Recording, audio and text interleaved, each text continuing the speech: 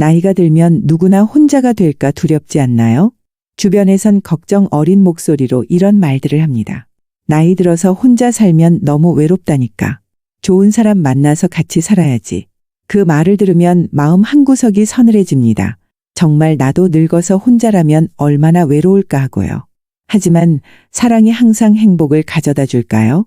생각만 해도 설렘이 밀려올 법한 황혼 연애, 그러나 현실은 종종 기대와 다릅니다. 돌봄을 강요당하거나 상대의 의도치 않은 속내에 상처 입고 혹은 경제적 어려움에 휘말리게 되는 경우가 있죠. 친구들은 설렘으로 시작했다가 피곤함과 후회로 끝맺는 이야기를 털어놓곤 합니다. 진짜 묻고 싶어요. 혼자 있는 게 정말 그렇게 두려운 걸까요? 아니면 더 두려운 건 다른 누군가의 기대와 요구 속에 내 삶을 갇혀버리게 되는 순간 아닐까요?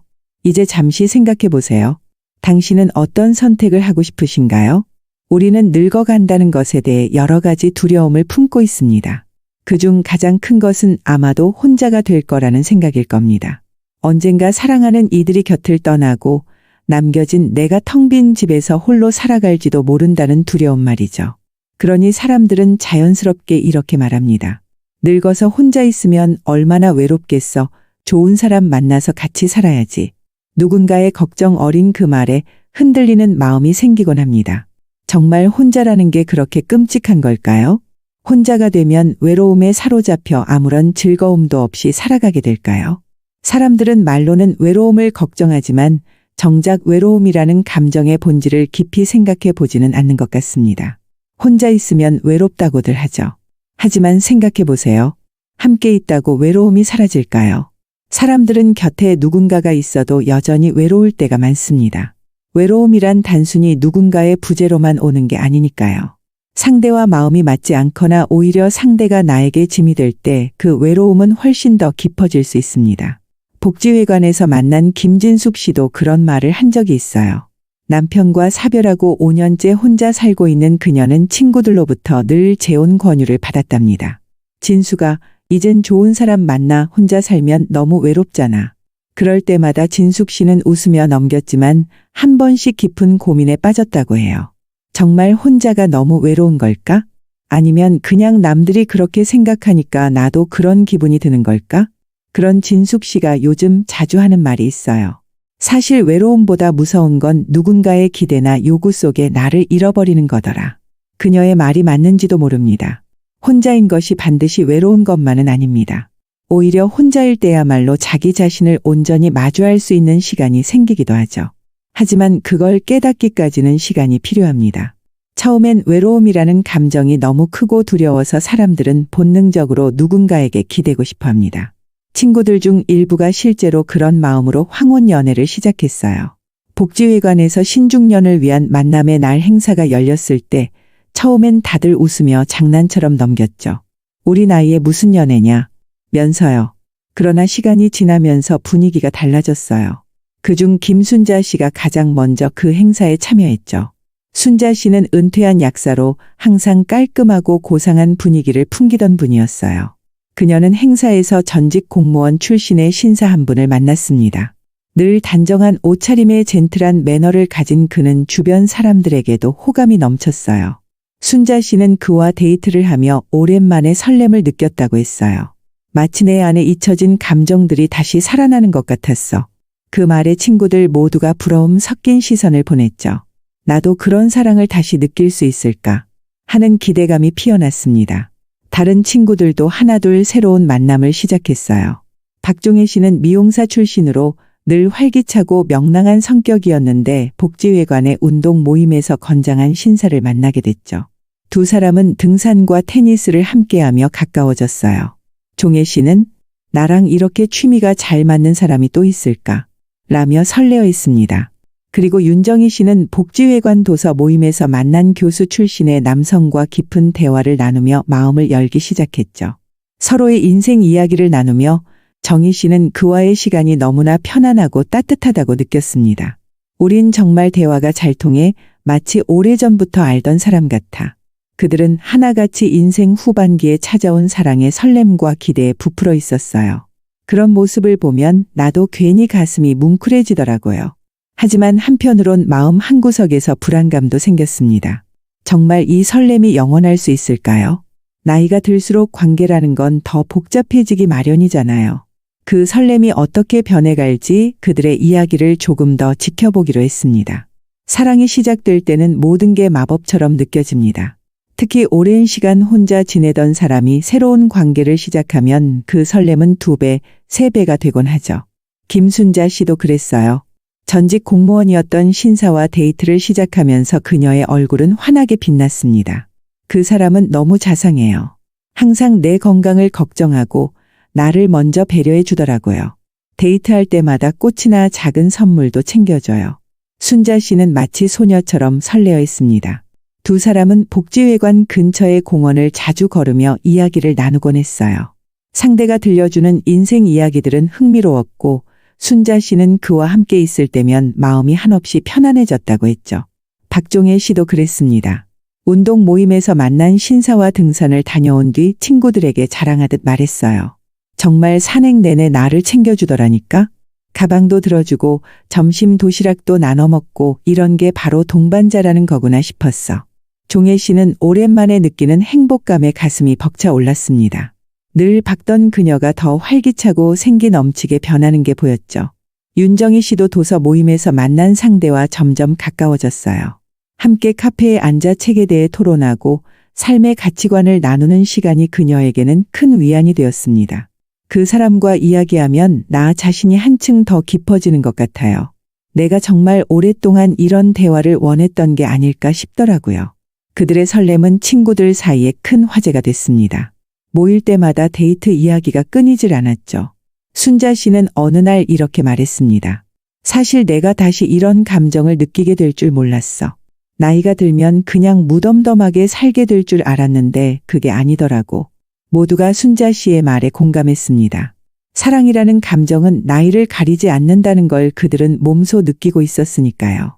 친구들은 서로의 연애 이야기를 들으며 기쁨을 나누었고 그 순간만큼은 누구도 외로움을 생각하지 않았습니다. 하지만 시간이 지나면서 조금씩 변화의 조짐이 보이기 시작했습니다. 겉으로는 여전히 행복해 보였지만 때때로 친구들의 눈빛이 흔들릴 때가 있었어요. 순자 씨는 데이트 중이던 신사가 자신의 자식들과의 문제를 슬쩍 꺼냈다고 했습니다. 가끔씩 집안 문제가 복잡하게 얽혀 있더라고요. 아들 내외가 자주 찾아오는데 그때마다 나더러 조언을 좀 해달라는 식으로 부담을 주는 것 같아. 그 말을 들은 친구들은 잠시 침묵했습니다. 관계가 깊어질수록 예상치 못했던 문제들이 고개를 들기 시작했던 겁니다. 다른 친구들도 마찬가지였어요. 종혜 씨가 만난 신사 역시 시간이 지나면서 건강상의 문제를 드러내기 시작했습니다. 그분이 허리가 안 좋다더니 점점 자주 아파하더라고. 운동도 잘 못하고 요즘엔 내가 다 챙겨줘야 하는 상황이 됐어. 종혜 씨는 처음엔 그저 가벼운 문제라고 생각했지만 점점 더 많은 책임이 자신에게로 쏠리는 걸 느꼈습니다. 정희 씨도 상황이 변하기 시작했습니다. 대화를 나누던 상대가 어느 날 투자 이야기를 꺼내며 그녀에게 경제적 결정을 재촉하기 시작한 겁니다. 자꾸 집을 팔고 좋은 기회를 놓치지 말라고 하더라고요. 뭐가 그리 급한지 이상하게 조급해 보였어. 그들은 서서히 현실을 마주하기 시작했습니다. 설렘으로 가득 차 있던 그들의 관계 속에 보이지 않던 책임과 부담, 갈등이 하나둘 모습을 드러내기 시작한 거죠. 처음에는 상대의 배려와 따뜻함이 그들을 끌어당겼지만 이제 그 관계가 새로운 시험대에 오르게 된 겁니다. 과연 이 사랑은 그들이 바랐던 행복으로 끝날 수 있을까요? 아니면 또 다른 외로움과 구속으로 변할까요? 설렘이 사라지고 난 뒤에야 진짜 관계의 모습이 드러나기 시작했습니다. 사랑이 처음 시작될 때는 모든 게 완벽해 보이죠. 상대방의 작은 배려 하나에도 가슴이 뛰고 평범한 대화에도 삶이 밝아지는 기분이 듭니다. 하지만 시간이 지나면 설렘 뒤에 숨어있던 문제들이 모습을 드러내기 시작합니다. 그리고 그 문제들은 때로는 관계의 전환점이 되기도 하죠. 김순자 씨가 먼저 고민을 털어놓았습니다. 연애 초반에 그녀가 자랑하던 그 신사와의 관계는 점점 그녀에게 부담이 되어가고 있었습니다. 순자 씨가 조심스럽게 말했습니다. 그분이 자식들 이야기를 자꾸 꺼내는데 이제는 내가 그 가정 문제에까지 얽히는 기분이 들어. 내가 해결사라도 되는 것 같아. 그분은 순자 씨에게 도움을 요청하기 시작했습니다. 자식들과의 갈등을 조율해 달라거나 손주들을 돌봐달라는 부탁이 점점 많아졌죠.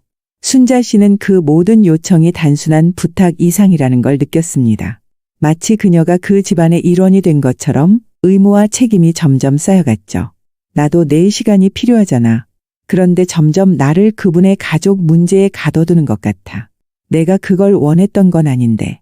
그녀는 어느새 자신이 돌봄의 중심에 서 있다는 사실을 깨달았습니다. 처음엔 사랑이라 생각했던 것이 이제는 또 다른 짐처럼 느껴지기 시작한 겁니다. 박종혜 씨 역시 비슷한 문제에 직면했습니다. 그녀가 만난 신사는 건강이 좋지 않았습니다. 연애 초기에는 활기차고 건강해 보였지만 시간이 지나면서 잦은 통증과 피로감에 시달리기 시작했죠. 그분이 자꾸 아프다고 해서 내가 다 챙기고 있어. 약도 챙기고 병원에 같이 다니고 이제는 거의 간병하는 느낌이야. 처음엔 종혜 씨도 기꺼이 상대를 돌봤습니다. 그러나 점점 일이 많아지고 자신의 삶이 상대방의 건강 문제에 맞춰 돌아가고 있다는 걸 깨달았습니다. 그녀는 마음 한편에 점점 피로감이 쌓여갔습니다. 나는 그냥 사랑하는 사람과 함께 행복하게 지내고 싶었는데 지금은 내 시간이 하나도 없거든. 모든 게 그분의 필요에 맞춰져 있어. 그녀는 자신이 원했던 사랑과 현실 사이에서 점점 혼란을 느끼기 시작했습니다. 사랑이 설렘이 아니라 의무로 변해가는 순간 그녀는 그 관계를 계속 유지해야 할지 고민에 빠졌습니다. 윤정희 씨도 관계의 어두운 면을 마주하게 됐습니다. 그녀가 만난 상대는 점점 그녀에게 경제적 조언을 빙자해 투자 이야기를 꺼냈습니다. 그분이 나한테 계속 좋은 투자 기회가 있다고 설득하는데 너무 재촉하는 것 같아서 이상했어. 정희 씨는 의심스러워 서류와 자료를 요구했습니다. 그런데 그 순간 상대방의 태도가 돌변했습니다. 점잖던 그는 점점 짜증을 내기 시작했고 결국 연락이 뜸해졌습니다. 며칠 후 그의 아들이라는 사람이 정희 씨에게 전화를 걸어왔습니다. 아버지가 또 그러셨네요. 정말 죄송합니다. 그 아들은 충격적인 사실을 전했습니다. 그녀가 만났던 사람은 과거에 여러 여성들을 상대로 사기를 쳤던 전력이 있는 사람이었던 겁니다. 그제야 정희 씨는 자신이 큰 위기를 넘겼다는 걸 깨달았습니다. 처음엔 모든 게 진심 같았는데 결국 내 재산이 목적이었던 거였어. 그게 제일 속상하더라. 그녀는 깊은 상처를 받았습니다. 자신의 마음을 열고 믿었던 상대가 순수하지 않은 의도로 접근했다는 사실에 사람을 다시 믿는 게 두려워졌죠. 이처럼 친구들은 각자 다른 상황에서 관계의 무게와 현실을 마주했습니다. 설렘이 사라진 자리에 남은 건 책임, 의무, 그리고 상처였습니다. 그들은 점점 더 혼란에 빠졌습니다. 혼자 사는 삶이 두려워 사랑을 선택했는데 오히려 그 사랑이 더 큰 외로움과 부담을 가져왔던 겁니다. 이제 그들은 다시 질문하게 됩니다. 내가 진짜 원하는 건 무엇일까? 그들은 서서히 깨닫고 있었죠. 외로움을 피해 무턱대고 관계에 기대는 것은 더 큰 고통을 불러올 수도 있다는 것을요. 진정한 행복은 설렘 속에서가 아니라 자신의 삶을 스스로 주도할 때 비로소 찾아오는 것이 아닐까요? 사랑이 달콤한 속삭임으로 시작되더라도 그 안에는 늘 예상치 못한 책임과 의무가 함께 따라옵니다. 그리고 시간이 지나면 그 책임들은 마치 덫처럼 발목을 잡기도 하죠. 친구들은 그런 덫에 하나둘씩 걸려들기 시작했습니다. 설렘으로 시작했던 관계가 어느덧 구속과 갈등으로 변해가고 있었죠. 김순자 씨는 그 무게를 더 이상 견디기 어려워했습니다. 그녀가 만난 신사와의 관계는 이제 완전히 그의 가족 문제로 얽혀버렸어요. 자식과 손주들을 돌보는 일이 순자 씨의 일상에 깊숙이 들어왔고 그 신사는 그것을 당연하게 여기기 시작했습니다. 처음엔 그 사람을 돕는 게 나쁘지 않았어. 그런데 이제는 아예 내 시간이 없어. 집안일이 산더미처럼 쌓여 있는데 나 혼자 다 감당해야 하니까. 그 남자는 순자 씨에게서 점점 더 많은 것들을 기대했습니다. 아침이면 손주들 도시락을 싸주고 오후엔 학원에 데려다주고 저녁엔 숙제까지 봐주느라 순자 씨는 하루가 어떻게 흘러가는지도 모를 정도였죠. 나를 사랑해서 만난 게 아니라 나를 돌봄 노동자로 생각했던 것 같아. 이렇게까지 할 줄은 몰랐어. 결국 순자 씨는 결단을 내렸습니다. 그 집에서 나와 자신의 공간을 되찾기로 한 겁니다. 혼자 사는 게 무섭다고 생각했는데 이제 보니 정말 무서운 건 내 삶이 다른 사람에게 잡혀 있는 거더라. 박종혜 씨도 비슷한 문제를 겪고 있었습니다. 그녀는 사랑으로 시작한 관계가 점점 간병인의 역할로 바뀌고 있다는 걸 느꼈습니다. 그분이 허리가 안 좋다고 했을 때 내가 조금 챙기면 괜찮을 줄 알았어. 그런데 시간이 지나면서 점점 모든 게 내 책임이 됐어. 아침부터 약 챙기고 병원에 데려가고 집안일까지 전부 내가 하게 된 거야. 그녀는 더 이상 자유가 없다는 사실에 지쳐갔습니다. 친구들과 만나러 나가려 해도 상대가 불같이 화를 내며 그녀를 붙잡았죠. 혼자 남겨지면 아무것도 못하겠다고, 내가 없으면 죽는다고 하니까 처음엔 그 말이 안쓰러웠는데 이제는 너무 힘들더라. 종혜 씨는 결국 자신의 건강마저 나빠지기 시작했습니다. 계속된 스트레스와 과중한 책임은 그녀의 몸과 마음을 갉아먹었죠. 그녀도 마침내 그 관계에서 벗어나기로 결심했습니다. 사랑이 아니라 서로를 짓누르는 구속이 되어버린 거야. 나는 다시는 이런 식의 관계를 시작하지 않을 거야. 윤정희 씨는 다른 형태의 덫에 걸려들 뻔했습니다. 그녀는 투자 이야기를 꺼낸 상대의 의도를 뒤늦게 눈치챘지만 만약 조금만 더 방심했다면 큰 재산 피해를 입었을 겁니다. 상대의 태도가 돌변하고 난 후 그녀는 사람을 다시 믿는 것이 두려워졌다고 했습니다. 내가 이 정도 나이가 됐는데도 이런 함정에 빠질 뻔했다니 너무 화가 나고 스스로가 한심하게 느껴지기도 했어. 이런 경험을 통해 친구들은 공통된 깨달음을 얻어갔습니다. 나이가 들어 새로운 사람을 만나는 것이 무조건 행복을 보장해 주는 건 아니란 사실이었죠. 오히려 많은 경우 새로운 관계가 또 다른 구속과 의무의 시작이 될 수 있다는 걸 알게 됐습니다. 사랑은 그 자체로 아름다울 수 있지만 서로의 삶이 지나치게 얽히기 시작하면 그 아름다움은 점점 흐려집니다. 그들은 이제 서로에게 말하기 시작했습니다. 혼자가 외로울 것 같았는데 알고 보니 그게 아니더라. 혼자 있으면 적어도 내 삶의 주인이 나잖아. 누군가에게 맞춰야 할 필요가 없으니까 훨씬 자유롭고 평화로워. 사랑은 나이가 들어서도 충분히 가치 있는 감정입니다. 하지만 그 사랑을 제대로 유지하기 위해서는 많은 준비와 신중함이 필요하다는 걸 그들은 몸소 배웠습니다. 외로움을 피하기 위해 무작정 관계를 시작하는 것은 오히려 더 큰 고통과 상처를 남길 수 있었습니다. 진정한 행복은 누군가에게 기대는 것이 아니라 자기 삶을 스스로 꾸려나갈 때 찾아온다는 걸 그들은 조금씩 깨달아가고 있었습니다. 이제 그들에게 중요한 건 더 이상 외로움을 두려워하는 것이 아니었습니다. 오히려 혼자서도 충만한 삶을 살아가는 법을 배우는 것이었죠. 그리고 그들은 비로소 자유와 평온의 의미를 알아가기 시작했습니다. 친구들이 각자의 관계에서 상처와 부담을 경험한 뒤 그들은 하나같이 자신의 삶을 다시 돌아보기 시작했습니다. 처음에는 혼자가 된다는 게 두렵고 외로울 것 같았지만 이제 그들은 새로운 시각으로 혼자만의 삶을 바라보기 시작했습니다. 혼자 있다는 것은 더 이상 외로움의 다른 이름이 아니었죠. 오히려 그것은 온전한 자유와 주체적인 삶의 상징이 되어가고 있었습니다. 김순자 씨는 자신의 일상을 이렇게 설명했습니다. 아침에 눈을 뜨면 베란다로 나가서 화분에 물을 주는 걸로 하루를 시작해요. 천천히 커피를 한 잔 내리고 여유롭게 하늘을 바라보죠. 누구에게도 쫓길 필요가 없고 나만의 리듬으로 하루를 보내는 게 얼마나 행복한지 몰라요. 그녀는 더 이상 누군가의 요구나 기대에 얽매이지 않았습니다. 혼자 지내는 시간이 주는 여유는 오히려 그녀에게 평화를 선물했습니다. 이제 그녀는 복지회관의 그림 교실과 요가 수업에 참석하며 자신만의 즐거움을 찾아가고 있었죠. 진짜 행복은 나 스스로에게서 오는 거더라고요. 내가 원하는 일을 할 수 있다는 게 이렇게 소중한 줄 이제야 알았어요. 박종혜 씨도 변화된 일상을 즐기고 있었습니다. 그녀는 등산을 다시 시작했고 한 달에 한 번씩 친구들과 여행을 다녔습니다. 혼자서도 충분히 즐길 수 있는 게 많더라고요. 예전엔 누군가와 함께해야만 행복하다고 생각했는데 이젠 나 자신과 보내는 시간이 더 좋아요. 종혜 씨는 이제 더 이상 무거운 책임과 의무에 얽매이지 않았습니다. 그녀는 자신이 원하는 대로 계획을 세우고 그에 맞춰 하루를 보내며 활력을 되찾았습니다. 때로는 봉사 활동을 통해 다른 사람들에게 도움을 주는 일에도 참여했죠. 주말마다 도서관에서 아이들에게 책을 읽어주는 봉사를 하고 있어요. 아이들 웃음소리 들으면 저도 기운이 나고 삶이 더 의미 있어지거든요. 윤정희 씨도 마찬가지였습니다. 그녀는 사기 사건 이후 사람을 다시 믿기 어려워졌다고 말했지만 그 경험이 오히려 자기 자신에게 더 충실해지는 계기가 되었다고 했습니다. 이젠 더 이상 사람에게 너무 기대지 않아요. 대신 내 안에 있는 소중한 것들에 집중하고 있어요. 글쓰기 모임도 시작했고 가끔은 혼자서 영화도 보러 가요. 생각보다 혼자만의 시간이 나쁘지 않더라고요. 그녀는 새로운 취미들을 통해 스스로에게 힘을 주고 있었습니다.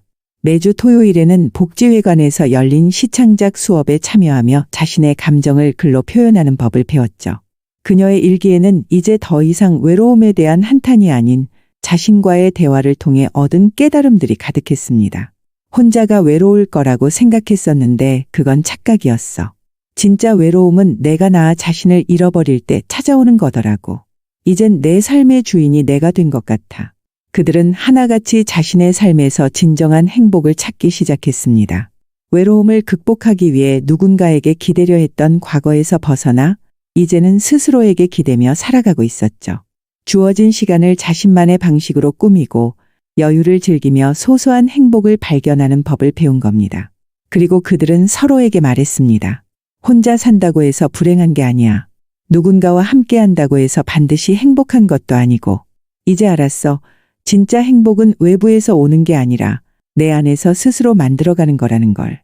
이제 친구들은 더 이상 외로움에 대해 두려워하지 않았습니다. 오히려 새로운 경험과 도전 속에서 삶의 즐거움을 다시 찾고 있었죠. 그들은 자신의 삶을 주도적으로 살아가며 때로는 혼자서도 웃고 때로는 함께 나눌 사람들을 찾아가며 균형을 맞췄습니다. 어느 날 순자 씨가 이렇게 말했습니다. 가끔 혼자 창가에 앉아 차를 마시며 달빛을 바라볼 때면 참 평화롭다는 생각이 들어. 더 이상 허전하지도 않고 그냥 이 순간이 소중하게 느껴져. 그녀는 미소 지었습니다. 그리고 친구들은 그 미소를 보며 함께 고개를 끄덕였죠. 이제 그들에게 혼자는 더 이상 두려움의 대상이 아니었습니다. 그것은 오히려 자신을 자유롭게 해주는 선택이었고 온전한 나로 살아가는 길이었습니다. 그들은 각자의 삶에서 새로운 행복을 찾아가고 있었습니다. 그리고 그 여정은 앞으로도 계속될 것입니다. 시간이 지나면서 친구들은 이제 진정한 삶의 주인이 되어가고 있었습니다. 하지만 그들은 알고 있었습니다. 삶은 언제나 변화를 마주하고 새로운 도전이 다시 찾아오기 마련이라는 것을요. 외로움과 사랑, 관계의 구속에서 벗어난 후 그들은 이제 더 넓은 시야로 자신의 인생을 바라보기 시작했습니다. 그리고 그 과정에서 자신을 성장시킬 기회를 계속해서 찾고 있었죠. 김순자 씨는 최근 새로운 취미를 시작했습니다. 그녀는 평소 관심이 많았던 여행을 본격적으로 즐기기 시작했죠. 홀로 기차를 타고 국내의 작은 마을들을 방문하며 새로운 사람들과 만나는 일이 그녀에게 큰 즐거움을 주었습니다. 혼자 여행을 다닌다는 게 처음엔 조금 두렵기도 했어. 그런데 막상 떠나보니 전혀 그렇지 않더라고. 내 발길이 가는 대로 자유롭게 움직이는 게 얼마나 좋은지 몰라. 그녀는 여행을 통해 스스로에게 몰입하는 시간을 가졌습니다. 도착한 곳에서 여유롭게 커피 한 잔을 마시며 풍경을 바라보고 그날의 일상을 글로 남기곤 했죠. 그러면서 그녀는 새로운 것을 깨달았습니다. 사람이 혼자라는 건 스스로와 깊이 대화할 수 있는 기회를 주는 거더라. 여행길에서 만난 풍경들이 나를 위로해 주는 것 같아. 박종혜 씨는 최근 지역의 문화센터에서 액티브 시니어 네트워크라는 새로운 모임을 시작했습니다. 이는 시니어들이 각자의 경험과 지혜를 나누며 서로를 응원하는 모임이었죠. 종혜 씨는 여기서 새로운 사람들과 교류하며 나이와 경험이 무기가 될 수 있다는 사실을 깨닫게 되었습니다. 우리가 늙었다고 해서 아무것도 못하는 게 아니더라고요. 오히려 그동안 쌓아온 경험들이 다른 사람들에게 힘이 되기도 하더라고. 그녀는 그 모임을 통해 다양한 프로젝트에 참여했습니다. 청소년들에게 인생 상담을 해주기도 하고 지역사회에서 봉사활동을 함께하며 활기찬 나날을 보내고 있었죠. 이젠 나 혼자만의 행복을 넘어서 다른 사람들과 나눌 수 있는 삶을 살고 싶어졌어. 윤정희 씨 역시 또 다른 방식으로 새로운 삶을 개척하고 있었습니다. 그녀는 오래전부터 관심이 있었던 예술 분야에 본격적으로 발을 들였어요. 도자기 공방에 다니며 직접 손으로 작품을 만드는 일에 빠져들었죠. 작은 그릇 하나를 만드는데도 온 신경을 쏟아야 하더라고요. 그런데 그 과정이 참 명상 같아. 내가 만드는 것에 집중하다 보면 마음이 한결 차분해지더라. 정희 씨는 자신의 작품을 전시회에 출품하기도 했습니다. 그녀의 도자기에는 따뜻한 감성과 그녀가 살아온 인생의 흔적들이 담겨 있었죠. 사람들은 그녀의 작품을 보며 진심 어린 칭찬을 건넸습니다. 그동안 잊고 지냈던 나의 감각들을 되찾은 느낌이야. 예술을 통해 내 삶에 다시 생기가 돌고 있어. 친구들은 이제 각자 다른 길 위에 서 있었습니다. 그러나 그들은 모두 공통적으로 깨닫고 있었습니다. 인생은 단순히 외로움을 피하기 위해 누군가에게 기대는 것이 아니라 자신이 원하는 방향으로 꾸며 나갈 때 진짜 행복을 준다는 것을요. 그들은 정기적으로 서로의 소식을 나누며 모임을 이어갔습니다. 한 번은 순자 씨가 모임 자리에서 이런 제안을 했습니다. 우리 다 같이 여행을 한번 가보는 건 어때? 이제는 혼자도 괜찮지만 가끔씩은 이렇게 서로 기대고 함께 즐기는 것도 좋잖아.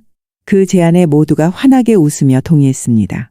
혼자가 되어 자신의 삶을 충실히 꾸려가는 법을 배웠지만 때로는 서로를 응원하고 함께하는 순간들도 소중하게 생각하기로 한 거였죠. 그들은 각자의 삶에서 균형을 맞춰가며 새로운 여정을 향해 나아가고 있었습니다. 며칠 후 순자 씨가 친구들에게 메시지를 보냈습니다. 이번 주말 강릉으로 기차 여행 가는 거 어때? 바닷가에서 다 같이 차 한 잔 마시면서 여유롭게 얘기 나눠보자. 그 메시지를 받은 친구들은 하나같이 설레는 마음으로 답장을 보냈습니다. 이젠 새로운 설렘이 기다리고 있었던 거죠. 이번엔 누군가에게 얽매이지 않고 그들 자신만의 방식으로 만들어갈 설렘이었습니다. 이들은 다시 한번 인생의 새로운 시작점에 서 있었습니다. 혼자로서도 또 함께할 때도 행복할 수 있다는 걸 아는 사람들로서 말이죠. 그들에게는 더 이상 외로움이 두려움이 아니었습니다. 그들의 발걸음은 지금도 가볍고 당당했습니다. 그리고 그 앞엔 또 다른 가능성과 새로운 꿈들이 기다리고 있었습니다. 삶은 여전히 계속되고 있었고 그들은 그 삶을 더 이상 두려워하지 않았습니다.